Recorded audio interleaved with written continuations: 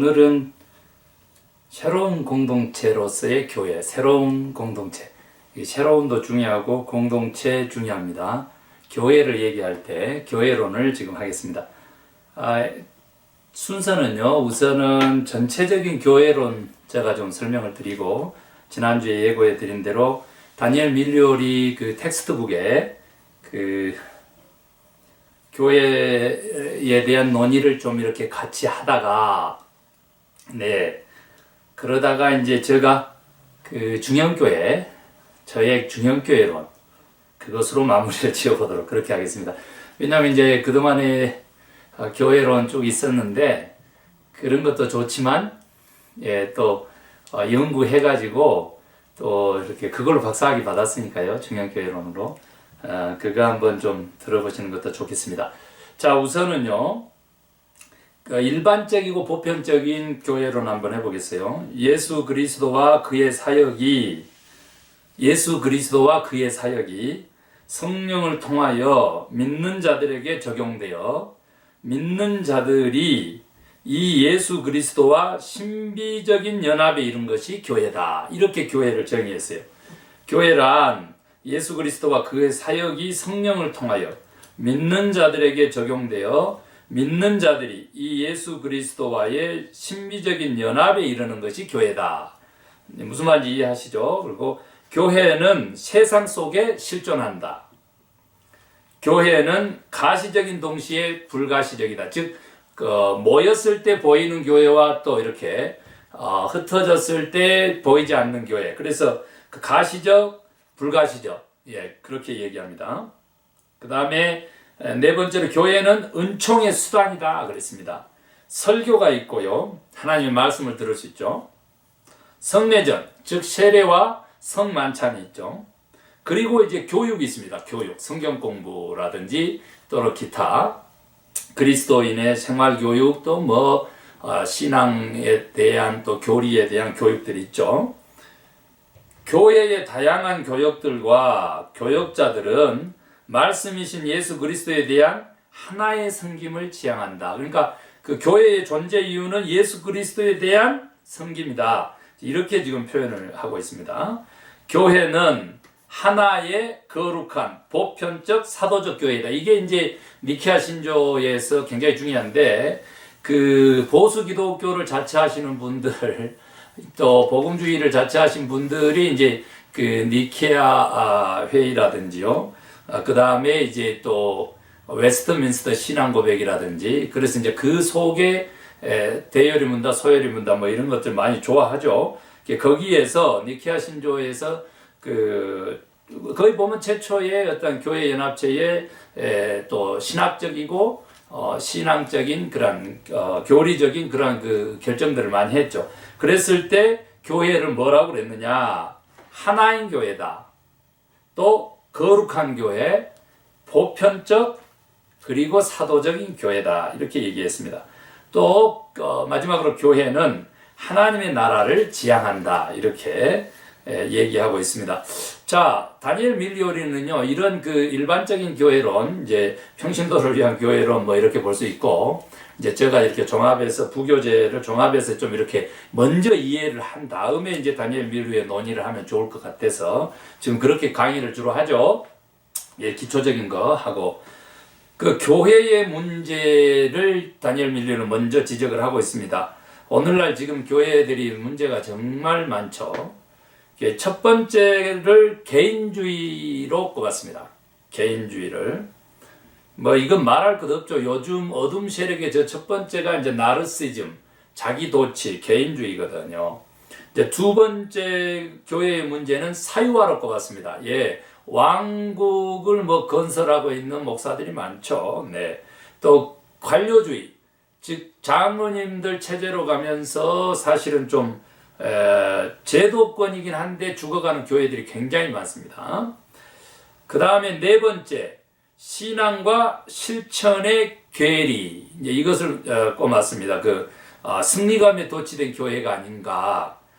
이렇게 얘기하면서 그 실천이 없다. 이렇게도 지금 문제를 다니엘 밀리오리는 지적을 했는데, 이 중에서 그래도 이렇게 물질적인 교회가 지금 아직은 없어요. 그런데 그 미국 뭐 한국 할 것 없이 제1세계의 교회들은 지금 보니까 거의 다요. 네. 물질적인 그 문제가 굉장히 큰 문제로 또 다가와가 있더라고요. 교회는 공동체적 새로운 인간을 동역자로 빚어가시는 삼위일체 하나님을 믿는다. 이렇게 정의를, 이런 그 좋은 표현들은 더 주옥 같은 표현들이 있지만 이제 저에게 와서 이렇게 그 닿는 그러한 그 표현들을 제가 옮겨놓은 건데요. 그 공동체적 새로운 인간, 이게 이제 사실은 인간론에서도 가장 이제 중요한 하나님 형상을 닮은 인간으로서 그 뭐 죄된 인간도 물론 있지만은 그 공동체적 새로운 인간, 이게 이제 가장 중요합니다.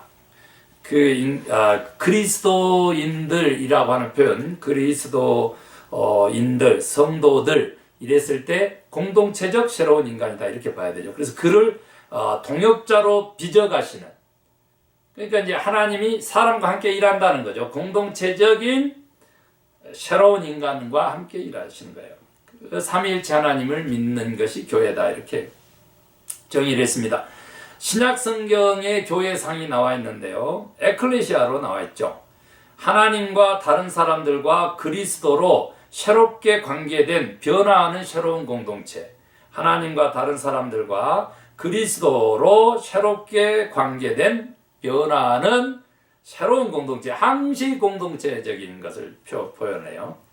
그래서 신약의 교회상으로는 이제 하나님의 백성 개념이 있어요. 예, 제가 이렇게 루이스 머지 그 교수님으로부터 직접 이걸 배웠죠. 그 출애굽한 백성, 개약의 백성도 있지만 이제 루이스 머지의 그 하나님의 백성 개념의 그 교회로는 이제 교회 공동체에 그 속하지 않는 그러한 익명의 그리스도인들도 교회로 봐야 한다. 이제 이렇게 좀 폭넓은 교회론을 주장하죠. 그 다음에 두 번째로는 종된 백성으로서의 교회 개념이 있다. 이제 성경에 많이 나오고요. 또 섬기는 공동체로의 개념을 가진 거죠. 그 다음에 신약 성경의 교회상 세 번째로는 그리스도의 몸이다. 그래서 지체의 서로 섬김과 하나됨의 개념을 가지고 있다. 그렇게 봐야 되고요. 그 다음에 네 번째, 성령의 공동체다. 공동체를 세우시는 하나님의 행위.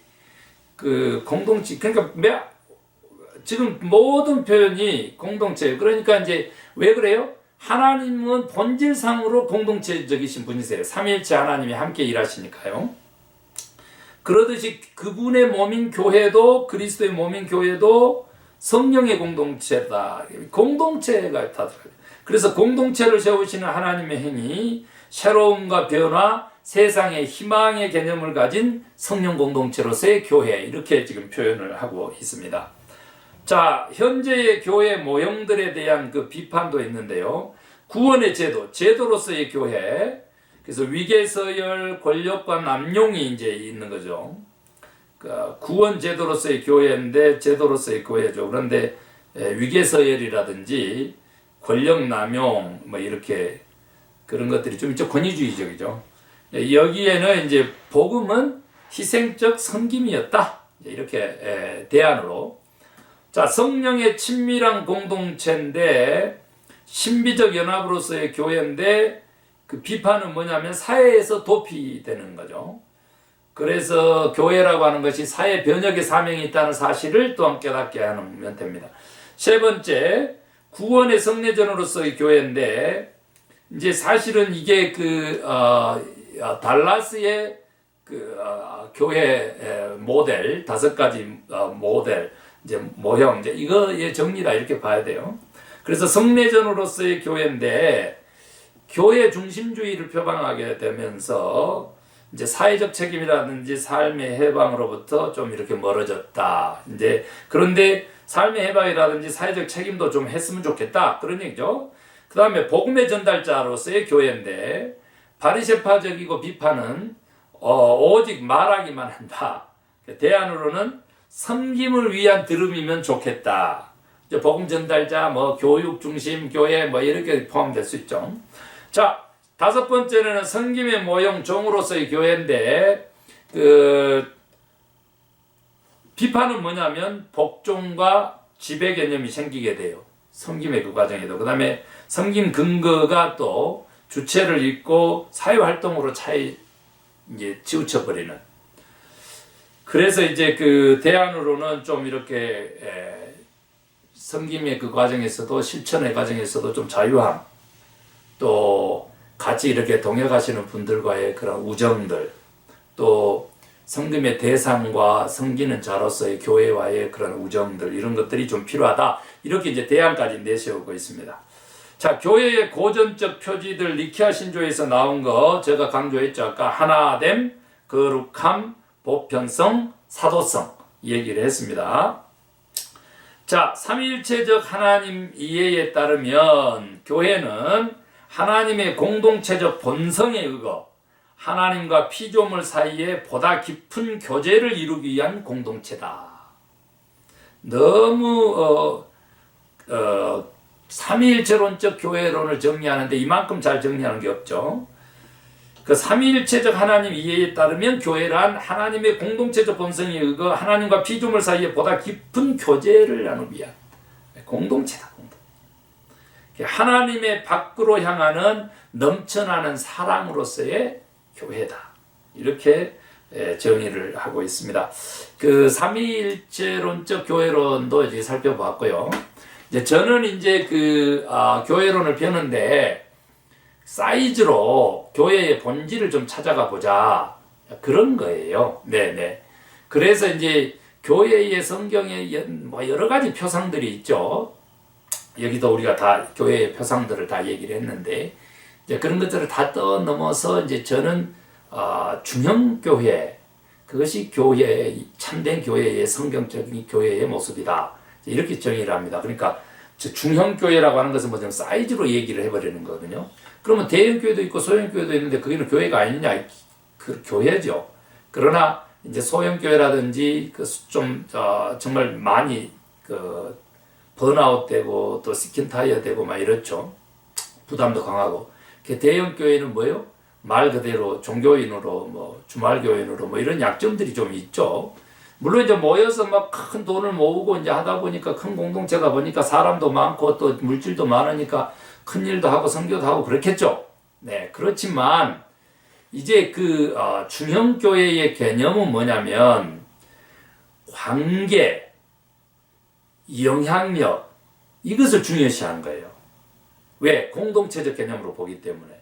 그래서 관계와 영향력의 최대치가 어느 교회에서 나타나냐 그랬더니 중형교회 사이즈일 때 나타났다. 그 근거가 뭐냐라고 했었을 때 가장 많은 사람들이 구원받게 된다. 이거예요. 그래서 중형교회론을 이제 성경적 교회론이다. 이렇게 성교론 쪽으로도 그렇게 주장을 이제 하는 겁니다. 그러면 중형교회란 뭐냐라고 했었을 때 조금 전에 그거 정리했고, 관계성과 영향력 속에서 최대치, 그거 이제 발휘되는 거다. 그리고 120명에서 몇 명, 네, 300명까지를 중형교회 사이즈로 이렇게 얘기하거든요. 그 정도 돼야, 한 목회자가 250명 이상 되면 직접적인 관계를 이룰 수가 없다 그래요. 다 잊어버리고, 다 이름도 기억 못하고. 그래서 이제 한 목회자의 영적인, 직접적인 그 관계성도 중요하다는 거죠. 그리고 성도 상호 간의 그 관계성도 중요하고, 또 성도와 하나님과의 그 진실적인 관계성도 그게 그만큼 이제 공동체적으로 오픈되어 있기 때문에 굉장히 그 바르게 될 수 있다. 이렇게 보는 거죠. 네. 그래서 관계성과 영향력으로서 또 120명 우리가 부활 성령 강림, 그리고 또 500명까지 500명 부활 증인까지 이제 이렇게 확대해서 얘기를 합니다. 그래서 이제 그 300명을 기준으로 이렇게 삼고 또 분가를 준비하고, 그래서 그 중형교회로는 그 제2의 중형교회를 그러니까 개척을 하는 게 아니고요. 300명이 넘어서면 금세 500명이 되니까 120명을 분가시키는, 그래서 중형교회가 중형교회를 태동하는, 그래서 중형교회 모체교회는 어머니 교회로 계속 남는 이 개념이 이제 세 가지가 중형교회론입니다. 그게 핵심입니다. 그래서 어떻게 중형교회를 이루느냐, 뭐 방법론이라든지 중형교회 목회 원리라든지 그거 설명하지 않겠어요. 그 개념적으로 봤을 때, 자, 영향력과 관계성의 최대치, 120명에서 500명. 그리고 뭐라고? 또 다시 중형교회로의 분가. 이런 개념이 중형교회론이 되겠어요. 그래서 어머니 교회론이다. 이렇게 제가 표현을 하고 있습니다. 그래서 중형교회론도 한번 좀 들어보시면 좋을 것 같고요. 자, 우리 다음 주에는 이제 말씀 선포와 성례전, 그리고 이제 목회 사역에 대해서 이제 지금 그 강의가 이제 막다른 꼬린 지점을 향해서 가고 있습니다.